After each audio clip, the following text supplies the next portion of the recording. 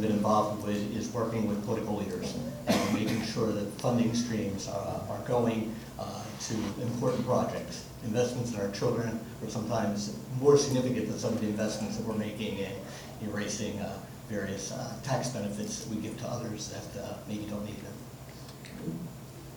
Just real, please. And I would say one fairly simple thing that's been mentioned is the idea, I think, by Ray, of foundations and raising money.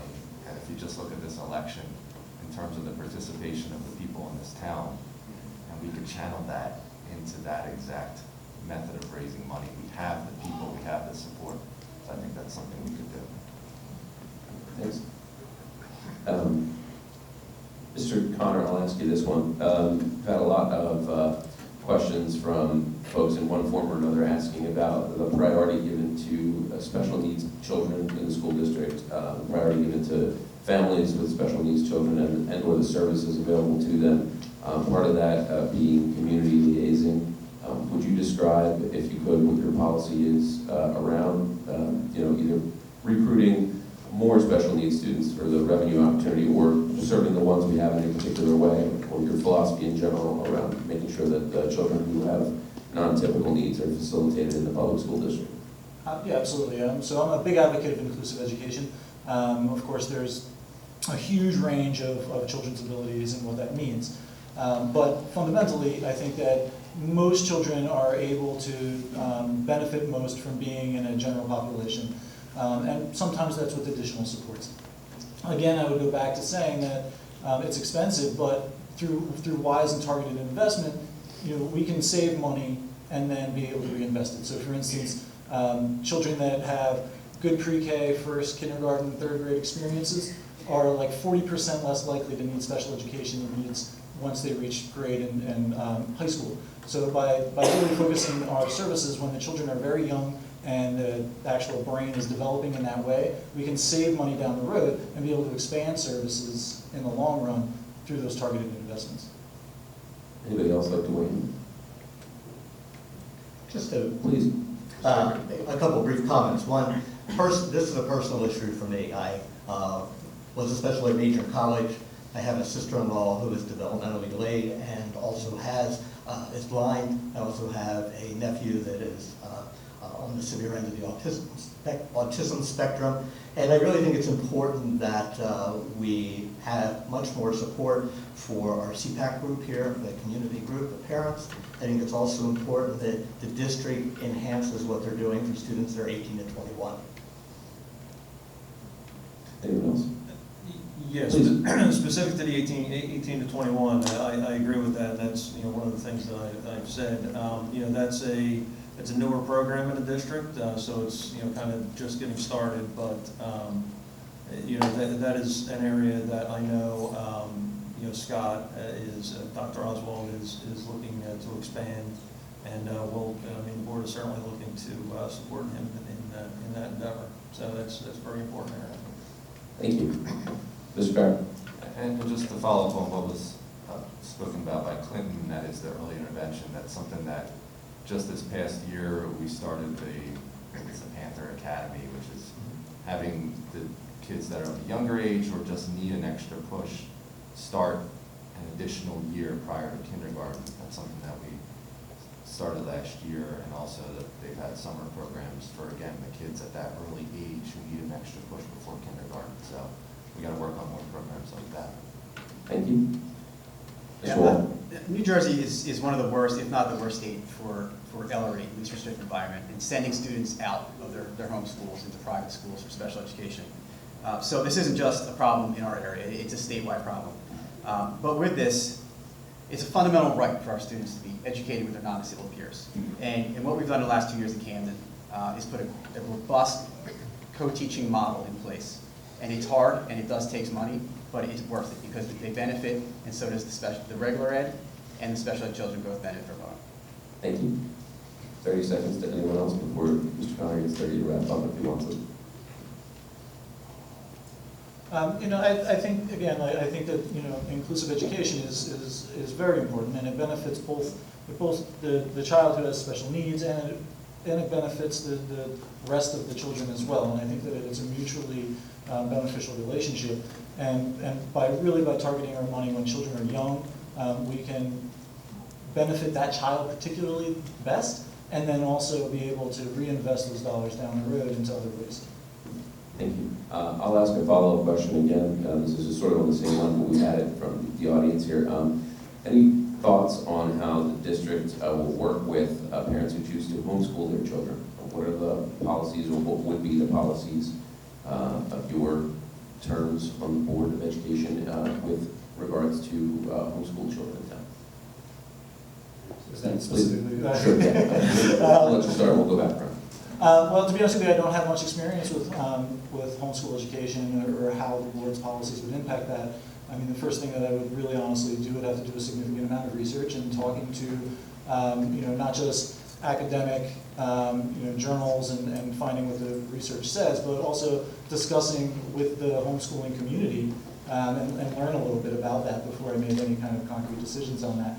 I think that with the limited experience that I've had, that sometimes families can design some really tailored, individualized curriculums for their children that are really fantastic and are really amazing. And I think that being able to learn from that and developing a relationship there potentially could give us ideas for things that we can just bring back into our schools and into our classrooms as well. So, I mean, I really would have to learn a lot more about it. Okay, fair enough. Anybody else have any thoughts? Yeah, go ahead, please. Mr. Wall? So I've talked to a lot of parents in town that do homeschool, and one of the biggest concerns that they see is not being included in extracurricular or athletics. And they said they've had some problem with the district in trying to get these services, and it's a fundamental right, it's state code. So I think that's one area that we can improve, specifically from the board level, into making sure that those students are included. Mr. Barrett? On that issue exactly, that's a challenge. Certainly the easy answer and the answer that I thought initially was, why not? They should be included too, just because they're not in our schools. But you have to consider factors such that athletes have to academically qualify to participate and then cannot if they do not. So then you have to ask, well, is there a standard for homeschoolers in terms of qualifying academically so it's fair to the other students they're competing with?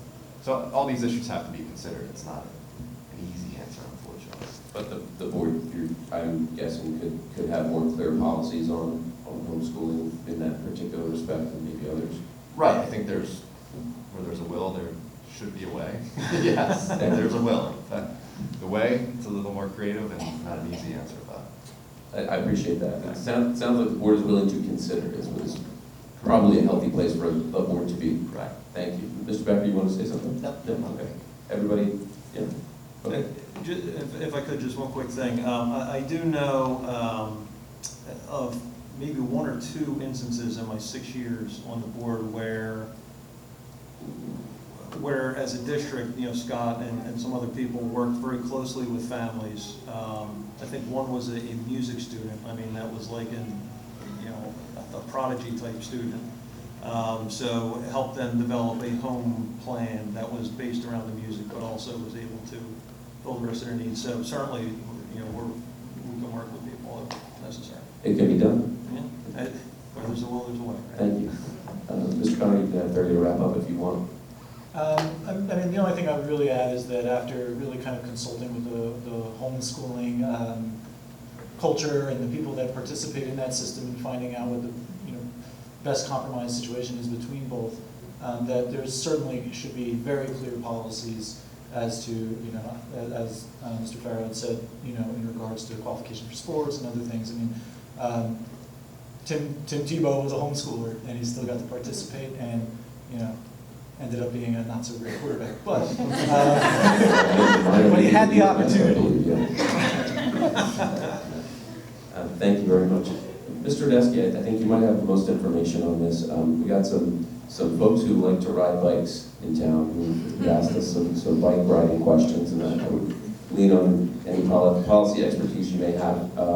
So basically some of the questions that we've gotten here is about the Safe Routes to School New Jersey travel plan for Zane North and Tatum. There were recommended actions for the board in terms of trying to facilitate non-automobile travel, i.e. walking buses or just creating opportunities for kids to bike to school or bike with their parents or find ways to create bike parking and bike corrals and stuff like that. Can you just describe, maybe your thoughts on where the board should be as regards alternative and safe methods to arrive at school besides, the long line of cars or what have you? Sure.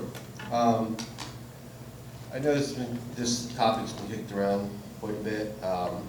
Speaking from an officer standpoint and a board member standpoint, going to all our elementary schools for arrival and dismissal is a headache. There's cars everywhere. My main concern is the safety of the children. Is it possible to look into? Maybe, but just we're supposed to be a walking district, and the majority of the students get dropped off.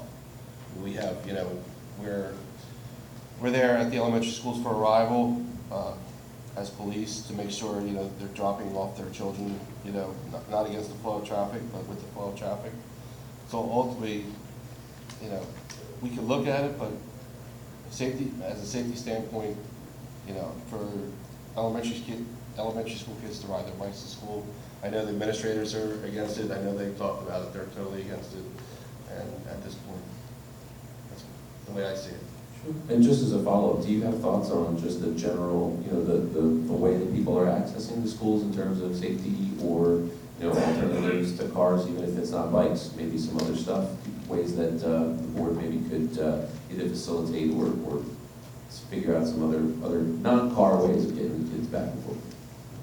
No, besides walking, we have our. I'm kind of talking about walking, I might be. What's that? I said I might be talking about walking. Yeah, well, we have our, neighborhood